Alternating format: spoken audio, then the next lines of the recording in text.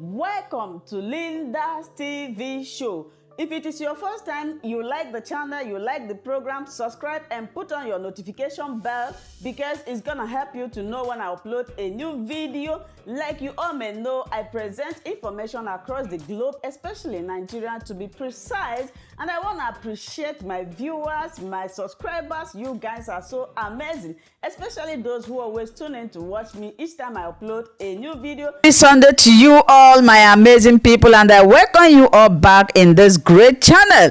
I'm going to release this video within a minute, but before then, let me throw more light on it. You all know what is happening in Nigeria, especially in the southeast.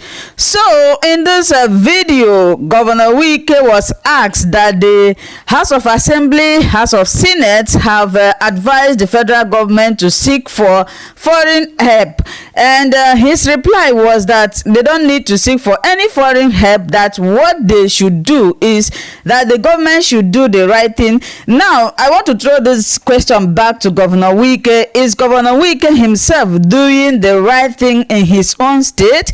Was he doing right before he invited the Nigerian military to come and face his people? My dear people, I'm going to allow you to watch this video. I don't want to talk too much. After watching, please come to the comment section and tell me what you think about what he said. Watch this video really so that you will get everything. Act is, we are at the crossroad as a people in this country, and we are seeking solution. So if the Senate is saying, or senators are asking the president to seek foreign help, at the House of Representatives they're saying declare a state of emergency.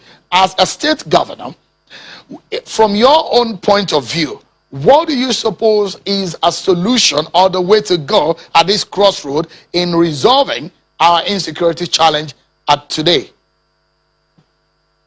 Okay, thank you very much. First of all, before you talk about solution, the government in place today should be able to know that whether are we doing what we're supposed to do. If no, then the issue of solution comes in.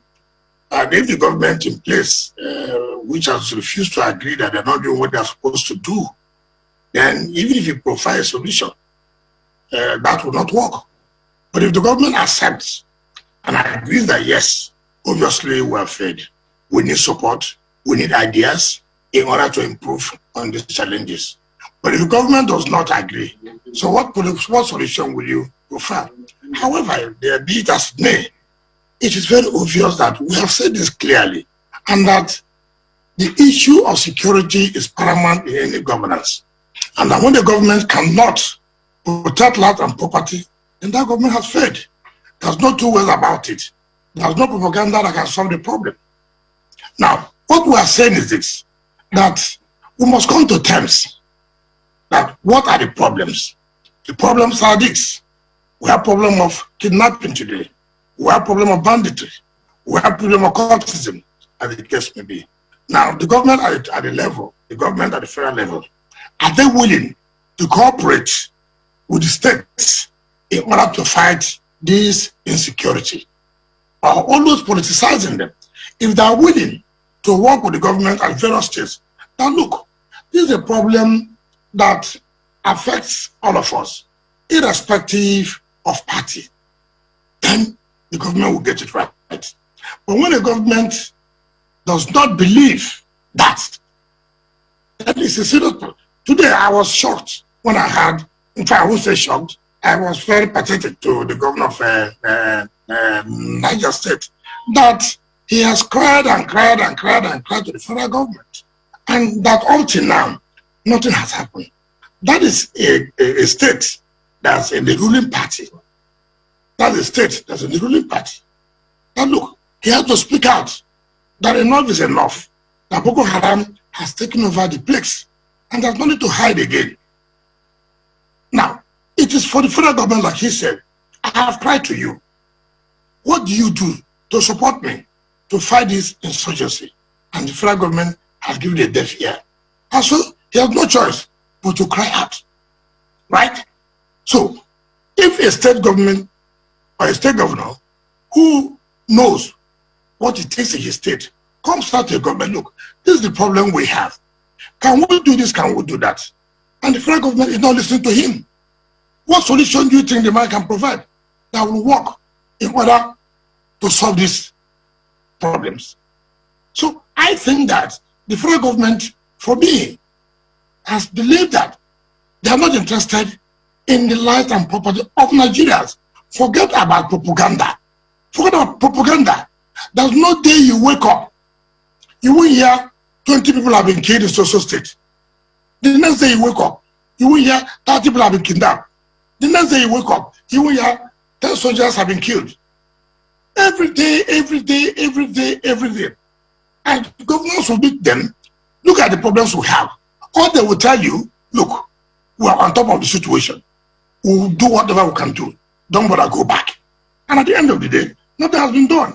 If I say, for example, the River State, now you have heard that I've imposed coffee. How did I impose coffee? On the exit and entry points of River State. I have taken a proactive decision that, look, the people who attack the soldiers, I mean the custom men and police and the Air Force, where did they coming from? They came in from Owerri. What time? At the early hours of the morning, like 1 a.m. Now, what about those who came in to attack the soldiers in Abu Odua? So, we made the Security Council and said, look, let's take a proactive action. What is proactive action? When did they normally attack? They attack from social time to social time. So why not place a curfew? If you are from Abia, by 8 p.m., you cannot enter River State. And by 8 p.m., you cannot leave River State to Abia. The same thing applies in Akwa Ibom. If you are from Akwa Ibom, by 8 p.m. you can't come in. And by 8 p.m. you can't go out. The same thing in Owerri and River State. And of course, you take Eche, which also leads to Imo State, Ibodo to the rivers. Then you also come to Omok, where you have Ebuma and Imo State. Then you talk about Bayelsa and the rest of them. So these are proactive actions we have taken to see that we don't have these people who are coming from ourselves to attack people in our state. But the point remains that the federal government must agree, yes, we cannot, as it is today, contain the security situation in our country. And everyone has to sit down, not to say on party basis, not to say, I want to help you because you have been coming to a villa to see Mr. President. I don't want to help you because we have not been seeing you. So it requires everybody's collective efforts. I have someone, an emergency meeting of first stakeholders in the state.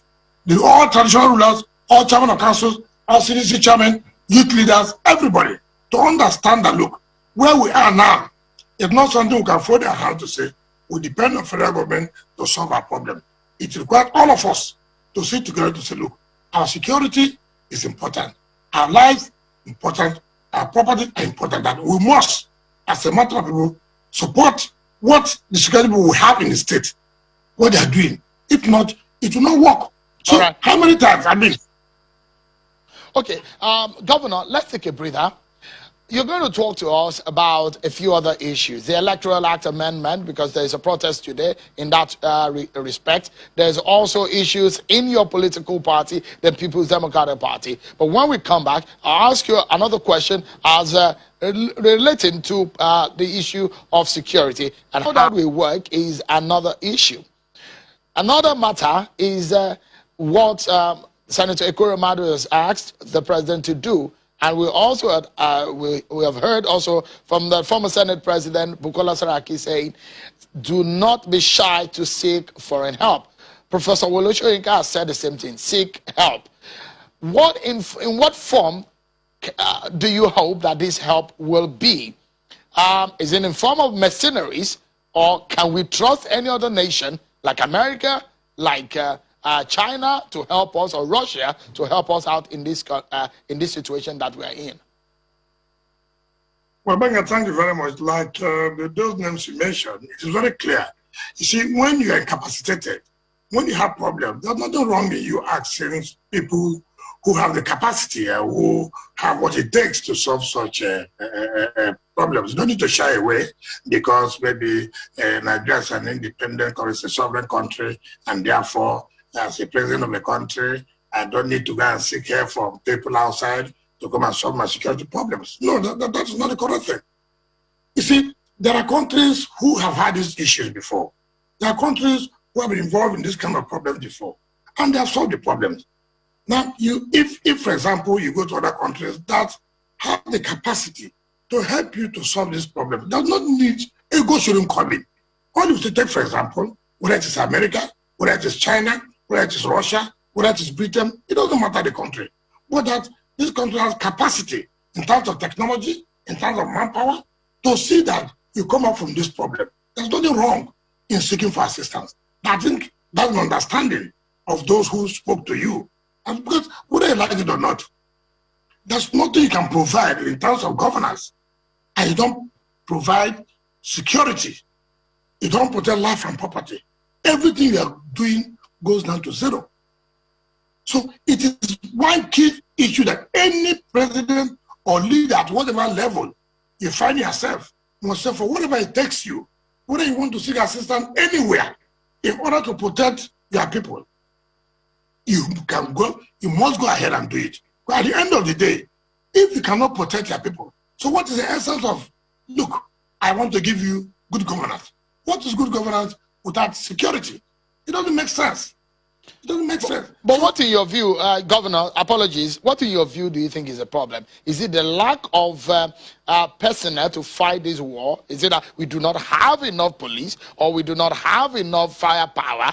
Because you see that our security formations, military formations, police stations are being attacked, and with little or less repel from them. What in your own view do you think is at the heart of our problem? So many factors are involved. If you listen from the security agency, they'll tell you they lack the equipment. They lack what it takes to fight terrorists or these insurgents. They tell you that. Now look, we don't have the equipment. What do you want us to do? So that's a factor. Two, the morale of these security agencies are down. Take, for example, what happened in River State at the checkpoints when they are coming from Owerri. We had about 3-4 checkpoints. At the first checkpoint, when they killed the custom officers, the second, third checkpoints were aware. But you know what they did? They ran away. They were afraid.